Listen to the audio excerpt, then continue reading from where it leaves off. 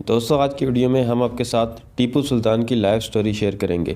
ہم آپ کو بتائیں گے کہ ٹیپو سلطان دکھنے میں کیسے نظر آتے تھے، ٹیپو کی سالانہ آمدنی کیا تھی، میر صادق نے تنہا کا بہانہ کر کے کیسے فوجیوں کو میدان جنگ سے واپس بلایا، جب نجومی نے سلطان کو خبردار کیا کہ آج کا دن آپ شہید ہو سکتے ہیں، شہادت کے بعد ٹیپو کی آنکھیں کھلی کیوں رہ گئی، سلطان کے جنازے میں کتنے لوگ شریک ہوئے۔ آج کی ویڈیو میں ہم انہی سب موضوعات پر بات کریں گے، تو چلتے ہیں ویڈیو کی طرف۔ مشہور تاریخ دان کرنل مارک ویلکس لکھتے ہیں کہ ٹیپو سلطان قد میں والد حیدر علی سے چھوٹے تھے، ان کا رنگ کالا تھا، آنکھیں بڑی بڑی تھیں، وہ عام سے دکھتے تھے اور وزن میں ہلکے پھلکے کپڑے پہنتے تھے اور اپنے ساتھ رہنے والوں سے بھی ایسا ہی کرنے کے لیے کہتے تھے۔ ان کو بیشتر گھوڑے پر سوار دیکھا جاتا تھا، وہ گھڑ سواری کو بہت بڑا فن مانتے تھے اور اس میں انہیں مہارت بھی حاصل تھی۔ انہیں ڈولی میں سفر کرنا سخت ناپسند تھا۔ سرنگا پٹم میں 45,000 انگریز فوجیوں کا حملہ۔ 14 فروری سن 1799 کو جنرل جارج ہیرس کی رہنمائی میں 21,000 فوجیوں نے ویلور سے میسور کی جانب کوچ کیا۔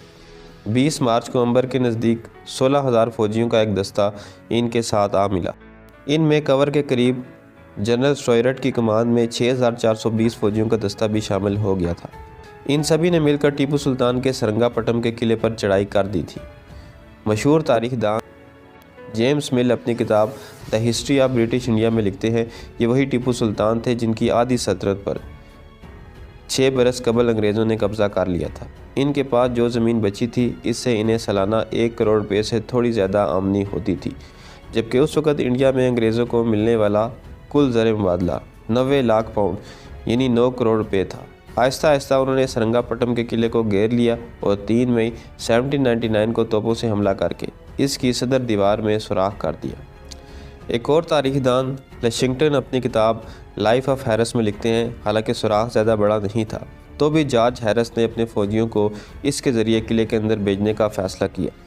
اصل میں ان کے پاس کوئی اور راستہ نہیں تھا، ان کی فوج بھوکی تھی۔ بعد میں ہیرس نے کیپٹن میلکم کے سامنے خود قبول کیا کہ میرے خیمے پر تعینات انگریز گارڈ اتنا کمزور ہو چکا تھا کہ اگر اسے دھکا دیا جاتا تو وہ نیچے گر جاتا۔ 3 مئی کی رات تقریباً 5,000 فوجی، جن میں قریب 3,000 انگریز تھے، خندقوں میں چھپ گئے تاکہ ٹیپو کی فوج کو ان کی سرگرمی کا پتہ نہ چل سکے۔ جیسے ہی حملے کا وقت نزدیک آیا، ٹیپو سلطان سے غداری کرنے والے شخص میر صادق نے فوجیوں کو تنہا دینے کے بہانے پیچھے بلا لیا۔ ایک اور تاریخ دان میر حسن علی خان کرمانی نے اپنی کتاب ہسٹری آف ٹیپو سلطان میں کرنل مارک ویلکس کے حوالے سے لکھا ہے کہ ٹیپو کے کمانڈر ندیم نے تنہا کا مسئلہ کھڑا کر دیا تھا، اس لیے دیوار کے سوراخ کے پاس تعینات فوجی بھی اس کے پیچھے چل دیے۔ اسی وقت انگریزوں نے پیچھے سے حملہ بول دیا۔ اس درمیان ٹیپو کے ایک بہت وفادار کمانڈر سید غفار انگریزوں کی توپ کے گولے سے ہلاک ہو گئے۔ کرمانی لکھتے ہیں، جیسے ہی غفار کی موت ہوئی، قلعے سے غدار فوجیوں نے انگریزوں کی جانب سفید رومال ہلانے شروع کر دیے۔ یہ پہلے سے طے تھا کہ جب ایسا کیا جائے گا تو انگریز فوج قلعے پر حملہ بول دے گی۔ جیسے ہی سگنل ملا، انگریز فوج نے دریا کے کنارے کی جانب بڑھنا شروع کر دیا، جو وہاں سے صرف 100 گز کے فاصلے پر تھا۔ دریا بھی محض 280 گز چوڑا تھا اور کہیں ٹہنے تک پانی تھا اور کہیں کمر تک۔ حالانکہ انگریزوں کی آگے بڑھتی ہوئی فوج کو قلعے سے بڑی آسانی سے توپوں کا ہدف بنایا جا سکتا تھا، پھر بھی خندقوں سے نکل کر انگریز فوجی محض 7 منٹ کے اندر قلعے کی دیوار کے سوراخ سے داخل ہو کر برطانوی جھنڈا لہرانے میں کامیاب ہو گئے۔ ٹیپو سلطان خود جنگ میں کودے۔ سوراخ پر قبضہ کرنے کے بعد برطانوی فوج 2 حصوں میں تقسیم ہوگی۔ بائیں جانب بڑھنے والی فوج کو ٹیپو سلطان کی جانب سے سخت مشکلات کا سامنا کرنا پڑا۔ ٹیپو کی فوج کے ساتھ 10 بدس مقابلے میں اس دستے کی رہنمائی کرنے والے کرنل ڈنلپ کی کلائی پر تلوار سے گہرا زخم لگا۔ اس کے بعد کالم کے دستے کو آگے بڑھنے سے روکنے میں ٹیپو کے فوجی کامیاب رہے۔ ٹیپو سلطان اپنی فوج کی ہمت بندھانے خود جنگ میں شامل ہو چکے تھے۔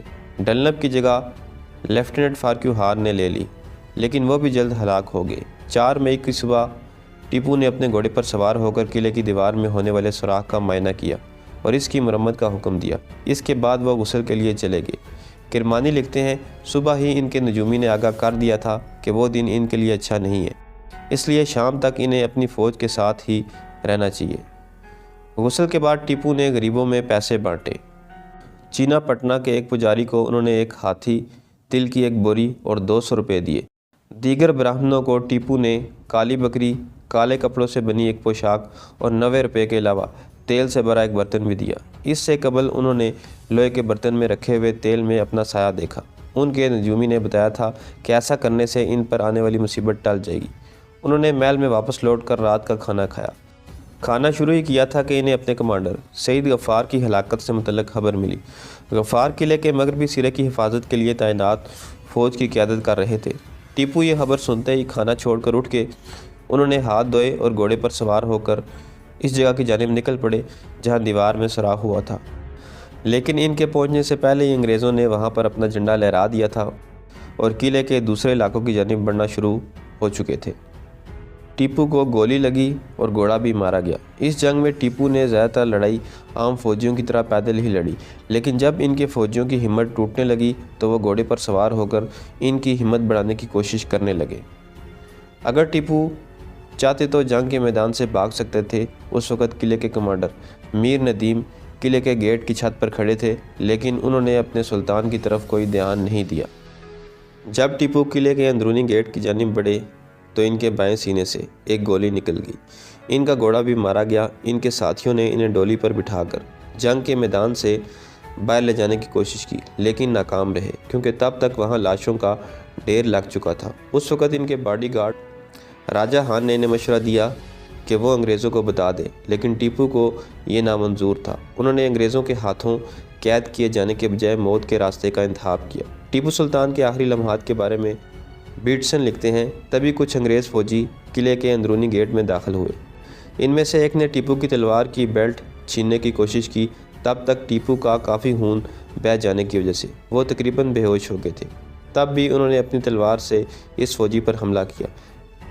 پھر انہوں نے اسی تلوار سے ایک اور انگریز فوجی کے سر پر وار کیا۔ اسی درمیان ایک اور انگریز فوجی نے ٹیپو پر حملہ کر دیا۔ وہ ان سے جواہرات جڑی تلوار چھیننا چاہتا تھا۔ اس وقت وہ یہ نہیں دیکھ سکے کہ ان پر کس نے تلوار چلائی تھی۔ انگریز نہیں جانتے تھے کہ ٹیپو سلطان کی موت ہو چکی ہے۔ وہ انہیں ڈھونڈنے محل کے اندر گئے۔ پتہ چلا کہ ٹیپو وہاں نہیں ہے۔ ٹیپو کا ایک سپہ سالار انہیں اس مقام پر لے گیا جہاں ٹیپو گرے تھے۔ وہاں ہر طرف لاشیں اور زخمی فوجی پڑے ہوئے تھے۔ مشعل کی روشنی میں ٹیپو سلطان کی ڈولی نظر آئی۔ اس کے نیچے ٹیپو کے باڈی گارڈ راجہ خان زخمی حالت میں پڑے تھے۔ انہوں نے اس طرف اشارہ کیا جہاں ٹیپو گرے تھے۔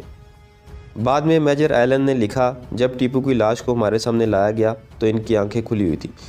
ان کا جسم اتنا گرم تھا کہ ایک لمحے کے لیے مجھے اور کرنل ویلزلی کو ایسا لگا کہ کہیں وہ زندہ تو نہیں ہے، لیکن جب ہم نے ان کی نبض دیکھی اور دل پر ہاتھ رکھا تو ہمارا شک دور ہوا۔ ان کے جسم پر 3 اور ایک زخم ماتھے پر تھا۔ ایک گولی ان کے دانی کان سے نکل کر بائیں گال میں دس گئی تھی۔ انہوں نے بہترین سفید لینن کا جامہ پہن رکھا تھا جس کی کمر کے ارد گرد ریشمی کپڑے کی گوٹ لگی تھی۔ ان کے سر پر پگڑی نہیں تھی، ایسا لگ رہا تھا جیسے وہ جنگ کے دوران گر گئی ہو۔ ایک بازو بند کے علاوہ جسم پر کوئی زیورات نہیں تھے۔ وہ بازو بند اصل میں ایک چاندی کا تعویذ تھا جس کے اندر عربی اور فارسی میں کچھ لکھا ہوا تھا۔ جنرل بیڈ نے ٹیپو کی لاش کو انہی کی ڈولی میں رکھنے کا حکم دیا۔